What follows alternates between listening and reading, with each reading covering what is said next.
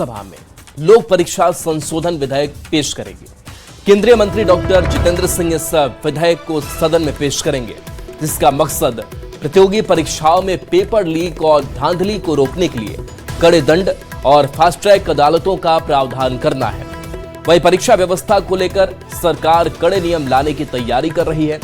विधेयक को लेकर प्रधानमंत्री नरेंद्र मोदी ने एक वीडियो संदेश भी जारी किया है, जिसमें कहा है कि सरकार पेपर लीक को लेकर गंभीर है। अब संसद में एक विधेयक पेश किया जा रहा है, साथ ही एक टास्क फोर्स का भी गठन किया जा रहा है, जो परीक्षा के सिस्टम में बदलाव को लेकर सुझाव देगी।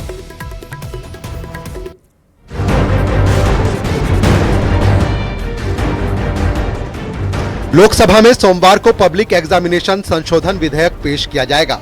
केंद्रीय मंत्री डॉक्टर जितेंद्र सिंह इस विधेयक को सदन में पेश करेंगे। लोकसभा के लेजिस्लेटिव बिजनेस एजेंडा के अनुसार ये बिल पब्लिक एग्जामिनेशन अधिनियम 2024 में संशोधन के लिए लाया जा रहा है। इस विधेयक पर सदन में चर्चा होने की भी संभावना है।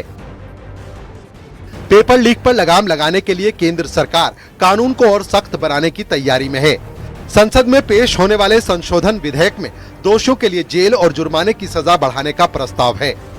इसके तहत आरोपी को 5 से 10 साल की जेल और 50 लाख रुपए तक का जुर्माना हो सकता है। परीक्षा कराने वाली एजेंसियों पर 5 करोड़ रुपए तक के जुर्माने का प्रावधान है। 8 साल तक प्रतिबंध लगाने का प्रावधान भी किया गया है।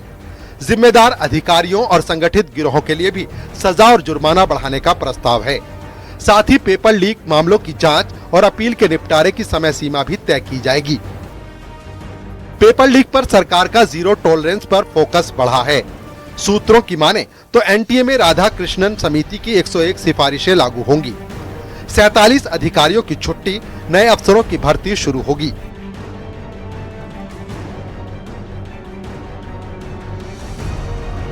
पेपर लीक या परीक्षा में गड़बड़ी पर एनटीए के साथ शिक्षा मंत्रालय के अधिकारी भी जिम्मेदार होंगे। नीट यूजी 2027 से सीबीटी मोड में कराने की तैयारी है।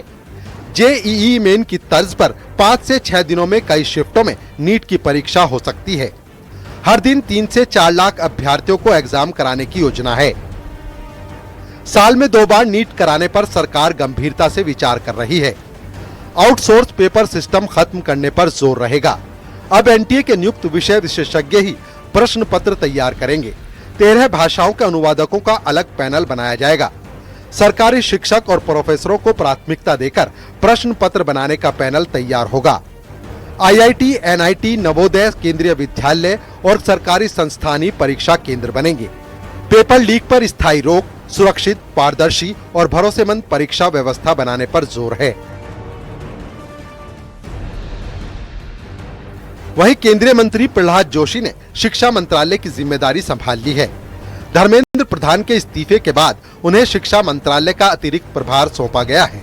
वो पहले से ही उपभोक्ता मामले, खाद्य और सार्वजनिक वितरण मंत्रालय की जिम्मेदारी संभाल रहे हैं। Bureau report, news 18।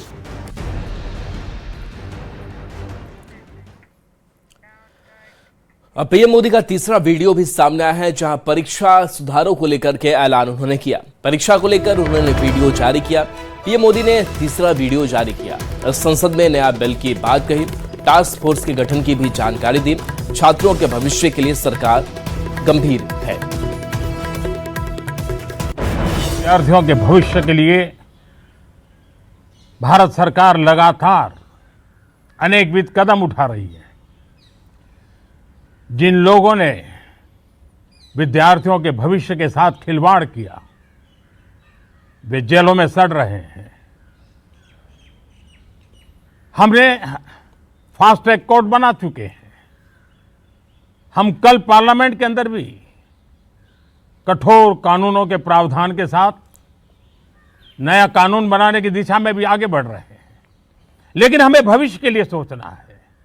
हमारी परीक्षा पद्धति विश्वस्त हो, हमारी परीक्षा पद्धति ट्रांसपेरेंट हो, हमारी परीक्षा पद्धति में सबसे ज्यादा टेक्नोलॉजी का उपयोग हो।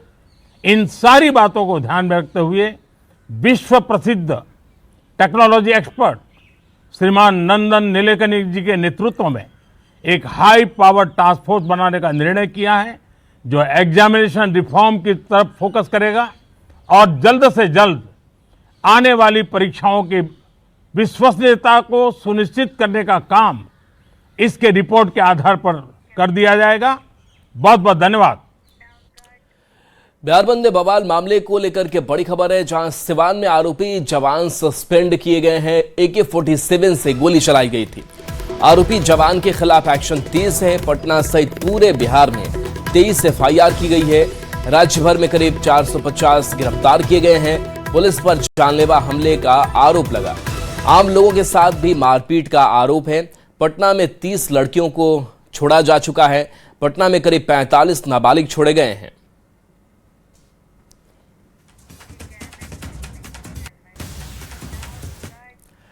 औरंगाबाद से बड़ी खबर है, जहां 25 जुलाई को बवाल मामले में बिहार बंद के दौरान बवाल मामले में उपद्रवियों को लेकर पुलिस सख्त है। पुलिस ने 106 लोग की पहचान की है। सोशल मीडिया के माध्यम से पहचान की गई है। पुलिस ने सभी की तस्वीर जारी की है। आम लोगों से सूचना देने की अपील की है। गिरफ्तारी के लिए विशेष टीम का गठन भी हुआ है। नेताओं ने पुलिस से अपील की है। छात्रों के खिलाफ FIR नहीं करने की अपील की है।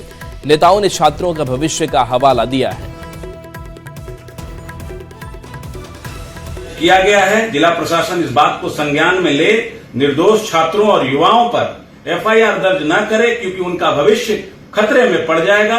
और जिस तरह से आपने जिला प्रशासन ने स्केच जारी किया है, मैं जिला प्रशासन से यह जरूर कहना चाहूंगा कि इसको आप गंभीरता पूर्वक देखते हुए और बच्चों पर जो FIR हुआ है उसे अविलंब वापस करें। नवादा से बड़ी खबर है, जहां स्कूल परिसर से युवक का शव मिला है। गोलू कुमार के रूप में पहचान हुई है। शव पर चोट के निशान है। हत्या की आशंका है। परिजनों ने साथियों पर ही आरोप लगाया है। पुलिस हिरासत में 2 युवक लिए गए हैं। फॉरेंसिक टीम ने साक्ष्य भी जुटाए हैं। शव पोस्टमार्टम के लिए भेजा गया है। पूरे मामले की जांच में पुलिस जुटी हुई है। 11 बजे साथ में था, स्कूल में आया, गांजा वांजा पिया। किसके साथ में था? 2 दोस्त था इसका। अच्छा। उसके साथ में पिया, वो लोग चला गया, ये वहीं रह गया। ये 12-1-2 बजे पता चला कि ऐसा बात। तो वहाँ स्कूल में गए तो ये गमछी बांधा हुआ था और हाथ ऐसे था उसका। उसके बाद 11 बजे उनको आदमी देखे, खेदे, बोले कि यहाँ पे क्या कर रहा है। तो वो लोग भाग गया वहाँ से। स्कूल में आया, उसके बाद वही लड़का जाके उसका पिता को बोलता है ये तुम्हारा बेटवा को स्कूल में फेंकल है। उसके बाद उतना देरी से वो दोनों लापता है। तो स्कूल परिसर से ये युवक का शव मिला है। गोलू कुमार के रूप में पहचान हुई है। शव पर चोट के निशान है। तो हत्या की अभी आशंका है। परिजनों ने साथियों पर ही आरोप लगाया है। पुलिस हिरासत में 2 युवक लिए गए हैं, जिनसे पूछताछ जारी है। फॉरेंसिक टीम ने साक्ष्य जुटा लिए हैं।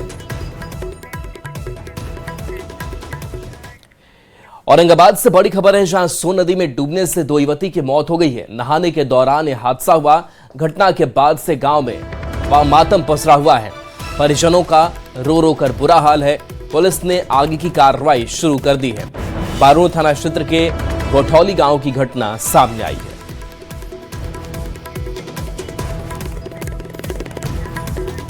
बड़ी खबर कैमूर से है, जहां DTO ऑफिस में 15.96 करोड़ के कथित गबन का खुलासा हुआ है। गबन के मामले ने विभाग की कार्यशैली पर सवाल खड़ा कर दिया है। मामला भारत सरकार के नियंत्रक एवं महालेखा परीक्षक के ऑडिट पैरा में भी पहुंच चुका है। अफसरों ने नोटिस भेजने के बाद भी कोई कार्रवाई नहीं की। महालेखाकार ने 8 जनवरी 2026 को परिवहन कार्यालय में नोटिस भेजा था। ऑडिट रिपोर्ट के अनुसार संबंधित अवधि में कुल 26.91 करोड़ रुपए का जुर्माना वसूला गया। हालांकि सरकारी खाते में केवल 10.96 करोड़ रुपए ही जमा हुए। रिपोर्ट में लगभग 15.96 करोड़ रुपए जमा नहीं होने की बात कही गई है। ऑडिट रिपोर्ट में तत्कालीन DTO, MVI, ESI और कार्यालय कर्मियों की भूमिका पर सवाल उठाए गए हैं। इस वक्त हम मौजूद हैं। तो देखिए, विभाग की कार्यशैली पर सवाल उठे हैं। नोटिस भेजने के बाद भी कार्रवाई नहीं हुई और बताया जा रहा है कि कई स्तरों से गड़बड़ियां सामने आई हैं। जिला परिवहन कार्यालय में आप मेरे पीछे तस्वीर में देख सकते हैं, यही भभुआ का DTO कार्यालय है। बता दें कि इन दिनों जिला परिवहन कार्यालय जो भभुआ है, जो कैमूर का है, वो कहीं ना कहीं सुर्खियों में बना हुआ है। सुर्खियां इन चीज़ों की है क्योंकि यहाँ लगभग 15 करोड़ से अधिक रुपए का घोटाला किया गया है। एक तरह से इसे घोटाला ही कह सकते हैं क्योंकि 2019 से लेकर 23 तक का जो चालान था लगभग 25 करोड़ रुपए, उसमें से केवल 10 करोड़ रुपए जमा करके 15 करोड़ 96 लाख के आसपास रुपए यहाँ के अधिकारी, यहाँ के नाजिर, यहाँ के ASI, यहाँ के MBI ने डकाल लिया है।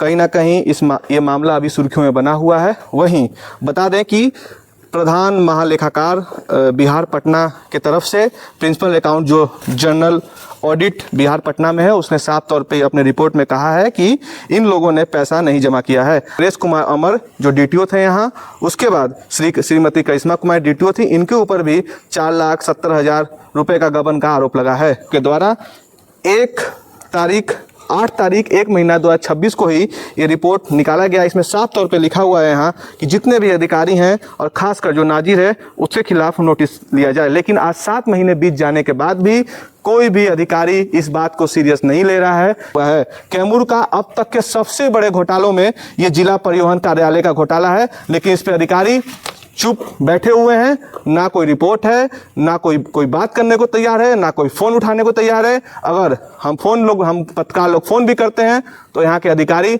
उसका बढ़िया से रिस्पांस नहीं देते हैं करते हैं। अब देखने वाली बात होगी जिला प्रशासन ऐसे भ्रष्ट अधिकारियों पे क्या एक्शन लेता है और कब तक कार्रवाई करता है। कैमूर, न्यूज़ 18, अभिनव सिंह। मुख्यमंत्री सम्राट चौधरी आज नालंदा में बिहार शरीफ को बड़ी सौगात देने जा रहे हैं। सुधा डेयरी में सीएम आज दही और लस्सी प्लांट का शिलान्यास करेंगे। करीब 27 करोड़ की लागत से बनने वाले इस प्लांट में हर दिन 20 मीट्रिक टन दही और लस्सी बनेगा, जिससे न सिर्फ बिहार शरीफ डेयरी की प्रसंस्करण क्षमता बढ़ेगी बल्कि किसानों के ज्यादा से ज्यादा दूध की खपत होगी। इसके साथ ही मुख्यमंत्री डेयरी कैंपस में ही एक पेट्रोल पंप का भी शिलान्यास करेंगे।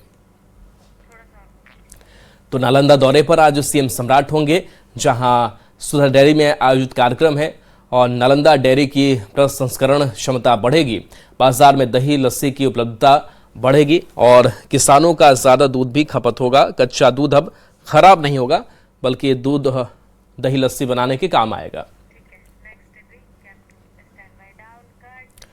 28 जुलाई को मुख्यमंत्री सम्राट चौधरी के संभावित मुंगेर दौरे को लेकर जिला प्रशासन ने तैयारियां तेज कर दी हैं। तारापुर के लौना पंचायत स्थित +2 किसान वैदिक उच्च माध्यमिक विद्यालय में प्रस्तावित कार्यक्रम स्थल का प्रमंडलीय आयुक्त, DIG, DM और SP ने संयुक्त निरीक्षण किया। अधिकारियों ने सुरक्षा, हेलीपैड, मंच, यातायात, पेयजल और अन्य व्यवस्थाओं की समीक्षा कर जरूरी निर्देश दिए। इस दौरान आदर्श थाना हरपुर और असरगंज डिग्री कॉलेज के उद्घाटन की भी संभावना जताई गई। आने वाला 28 तारीख को माननीय मुख्यमंत्री महोदय का कार्यक्रम तारापुर में प्रस्तावित है। सर का आगमन लौना में होगा, जहां पे जो मॉडल स्कूल है हम लोगों का, वहां का उसका शुभारंभ होगा। उसके पश्चात हरपुर थाना का भी उद्घाटन कार्यक्रम प्रस्तावित है इसमें। फिर उसके बाद हम लोगों का असरगंज में जो डिग्री कॉलेज सैंक्शन हुआ था उसका संचालन भी यहाँ अभी शुरू हो जाएगा। यहाँ पे हम लोगों ने स्टूडेंट्स के काउंसलिंग के लिए भी हम लोगों ने VC को लेटर लिखा है। 28 तारीख को माननीय मुख्यमंत्री महोदय के द्वारा या तारापुर क्षेत्र में उनका आगमन है, उसको लेकर के जो उनके रूट है और जो जिस स्थल पे उनको जाना है वहाँ सबकी हम लोगों ने विजिट करके सुरक्षा व्यवस्था का पूरा इंतजाम कर लिया है। वहाँ पे हम लोगों ने करीबन 3 कंपनी बल जो रूट में है वो लगाया है, रूट लाइनिंग को लेकर। खुशी का माहौल है यहाँ। क्या उम्मीद है उनसे? बड़ा योजना का सौगात देंगे और क्या उम्मीद है। उद्घाटन करने के लिए आ रहे हैं डिग्री कॉलेज का। डिग्री कॉलेज हो जाने से क्या यहाँ पे लाभ मिलेगा? अरे शिक्षा का व्यवस्था होगा, यहाँ पे बच्चों लोग को पढ़ने का व्यवस्था मिलेगा। और यहाँ पे हमारा डिग्री कॉलेज बनने वाला है, तो जो लोग दूर जा रहे हैं कॉलेज के लिए, जिनको कॉलेज नहीं मिल पा रहा है, वो अब इतना नज़दीक हो जाएंगे। मतलब कि यहाँ पे डिग्री कॉलेज बन रहा है, ये हम लोगों के लिए बड़े सौभाग्य की बात है। और सारे स्टूडेंट अब पास में उनका कॉलेज पड़ जाएगा तो वो अच्छे से अपना डिग्री कंप्लीट कर पाएंगे।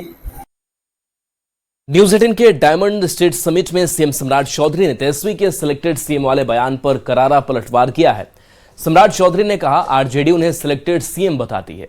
सम्राट चौधरी ने कहा कि लालू प्रसाद जो सीएम बने थे तो वो सिलेक्टेड थे, राबड़ी देवी जब सीएम बने तो वो भी सिलेक्टेड थी, तेजस्वी जब डिप्टी सीएम बने तो वो भी सिलेक्टेड थे। जिस परिवार में 3 सिलेक्टेड हो उन्हें दूसरों पर बोलने का हक नहीं है। सम्राट चौधरी ने कहा कि उन्हें 206 विधायकों का समर्थन हासिल है। बिहार की राजनीति में हम लोग देखते थे बड़े बड़े लोगों को, अब तो उनका पूरा परिवार हमको सिर्फ टारगेट करके ही राजनीति कर सकता है, इससे ज्यादा कुछ बचा नहीं है। लोग कहते हैं कि सिलेक्टेड सीएम है सम्राट चौधरी। मैं सिर्फ इतिहास के पन्ने में एक वर्ड आपको बताता हूं। लालू जी जब मुख्यमंत्री बने थे तब वो सिलेक्टेड थे। राबड़ी देवी जी जब मुख्यमंत्री बनी थी तब सिलेक्टेड थे। और तेजस्वी यादव जब उप मुख्यमंत्री बने थे तब भी सिलेक्टेड थे। जिस परिवार में 3 सिलेक्टेड हो उसको दूसरे पे बोलने का हक है क्या? अरे मैं तो पार्टी ने मौका दिया, मैं स्पष्ट मानता हूं। भारतीय जनता पार्टी की विचारधारा, एनडीए की विचारधारा, मोदी जी और नीतीश जी का आशीर्वाद और तमाम विधायकों का समर्थन किसी को मुख्यमंत्री बनाता है। यही लोकतंत्र है। यहां जनता सीधे मुख्यमंत्री नहीं चुनती है, प्रधानमंत्री नहीं चुनती है। यहां लोकतंत्र है, विधायक चुने जाते हैं। विधायक तय करते हैं मुख्यमंत्री कौन होगा। हमको आज भी 206 एमएलए का समर्थन है। जीत के तो मैं 202 ही आया था। एकदम गलतफहमी में मत रहिएगा, पता चलेगा कि इतिहास के पन्ने में आप चले गए। सीएम सम्राट ने एक बार फिर कहा कि वो क्राइम, करप्शन और कम्युनिज्म से कोई समझौता नहीं करेंगे। सम्राट चौधरी ने CCC जारी रखने की बात कही। सीएम ने कहा कि वह हर एक 36 घंटे के भीतर एक भ्रष्टाचारी को जेल में डालते हैं। सीएम ने एक बार फिर से कहा कि अपराधी को बिहार छोड़ना पड़ेगा, अपराधी को नेपाल भागना पड़ेगा, बिहार में भला नहीं होने वाला है। आगे कई चीजों को काम करना है और हम लोगों का स्पष्ट मानना है क्राइम से समझौता नहीं हो सकता है। ना क्राइम से, ना कम्युनिज्म से, ना करप्शन से। ये CCC जारी रहेगा।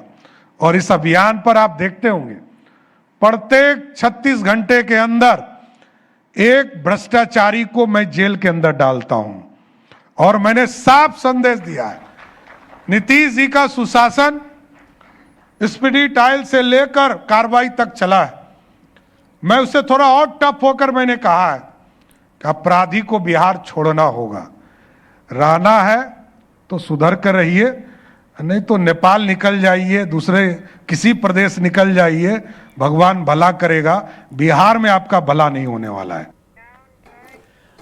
भरत तिवारी की मां ने प्रशांत किशोर को लेकर बड़ा खुलासा किया। भरत की मां का दावा है कि प्रशांत किशोर ने उन्हें 15 दिन में इंसाफ दिलाने का भरोसा दिलाते हुए बांकीपुर उपचुनाव में प्रचार करने के लिए कहा था, लेकिन भरत की मां ने इससे इनकार कर दिया। भरत की मां ने कहा कि उन्हें अब भी सीएम सम्राट से इंसाफ का भरोसा है। बांकीपुर जीतने के लिए पीके ये कैसी शर्त? भरत एनकाउंटर को भुनाना चाहते थे पीके। भारत की मां से क्यों करवाना चाहते थे प्रचार? प्रशांत किशोर, हाँ प्रशांत किशोर क्या बोले थे? बोल रहा है ना कि मम्मी जी को प्रचार करने के लिए, बोले कि नहीं जाएंगे। भरत तिवारी के परिजनों ने पिछले दिनों सीएम सम्राट चौधरी से मुलाकात की थी, जिसका एक्सक्लूसिव वीडियो सामने आया है। बीजेपी सांसद मनोज तिवारी की पहल के बाद भरत तिवारी के परिजनों ने सीएम से मुलाकात की। वहीं मनोज तिवारी के साथ बातचीत में परिवार ने जन सुराज के संयोजक प्रशांत किशोर पर बेहद गंभीर आरोप लगाया है। परिवार के सदस्यों का कहना है कि प्रशांत किशोर ने उन्हें 15 दिन में न्याय दिलाने का भरोसा दिया था, लेकिन इसके लिए पीके ने परिवार के सामने बड़ी शर्त रख दी थी, और वो शर्त ये थी कि भरत तिवारी की मां को बांकीपुर उपचुनाव में पीके के समर्थन में प्रचार करना होगा, जिससे परिवार ने इनकार कर दिया था। भरत की मां आशा देवी और परिवार के सदस्यों का आरोप है कि प्रशांत किशोर ने 15 दिन में न्याय दिलाने के नाम पर बरगलाने की कोशिश की थी। प्रशांत किशोर, हाँ प्रशांत किशोर क्या बोले थे? बोल रहा है ना कि मम्मी जी को प्रचार करने के लिए, बोले कि नहीं जाएंगे। 15 दिन आप बोले थे ना, 15 दिन कहाँ गया आपका 15 दिन? आज 1.25 महीना 1.5 महीना होने जा रहा है। उनको बुला करके अपने आवास पे कहाँ आवास पे बुलाए थे? वो कहाँ बुलाए थे? बेटा और बुला करके हम गए थे। प्रशांत किशोर बोल के गए थे ना, ये तो 15 दिन में न्याय दिलाएंगे। अब 15 दिन हो गए तो बोले कि हमारे लिए प्रचार करो। हालांकि भरत तिवारी की मां ने मुख्यमंत्री सम्राट चौधरी पर भरोसा जताया और उनसे मुलाकात कर पूरी बात बताई। भारत की मां आशा देवी ने कहा कि उन्हें मुख्यमंत्री पर पूरा भरोसा है, बेटे को न्याय मिलेगा। मुख्यमंत्री जी के बता दे लेबन अपन दोनों पीड़ा सब बता लेबन और वहां के विश्वास बा मुख्यमंत्री। प्रशांत किशोर पर भरत तिवारी के परिवार और मां के आरोपों को लेकर बीजेपी सांसद मनोज तिवारी ने भी कड़ी प्रतिक्रिया दी है। मनोज तिवारी ने कहा, जब वे भरत की मां को मुख्यमंत्री से मिलवाने ले गए थे तो उन्होंने इस बात का खुलासा किया था कि प्रशांत किशोर ने भरत तिवारी की मां को चुनाव प्रचार के लिए कहा था। ये बेहद ही घटिया राजनीति है। जब मैं उनकी माताजी के साथ बैठा तो पता चला कि उनकी माताजी को ये प्रचार के लिए बुला रहे थे ये लोग, और सोचिए कितनी माताजी के उनके भरत तिवारी के फोटो को लेकर ये घुमा रहे हैं। उनसे परिवार को बहुत तकलीफ है इस बात से। तो ऐसा काम करने वाले लोग कभी भी जनता के सामने स्वीकार नहीं। भरत तिवारी एनकाउंटर मामले की जांच न्यायिक जांच आयोग कर रही है। भरत तिवारी के परिजनों ने सीएम से मिलकर भी इंसाफ की गुहार लगाई थी। सवाल ये उठ रहे हैं कि आखिर बांकीपुर जीतने के लिए क्या प्रशांत किशोर भरत तिवारी के परिजनों का इस्तेमाल करना चाहते थे? इंसाफ दिलाने के नाम पर उन्होंने भरत की मां से चुनाव प्रचार करने को क्यों कहा? न्यूज़ 18 के लिए पटना से शैलेंद्र कुमार की रिपोर्ट।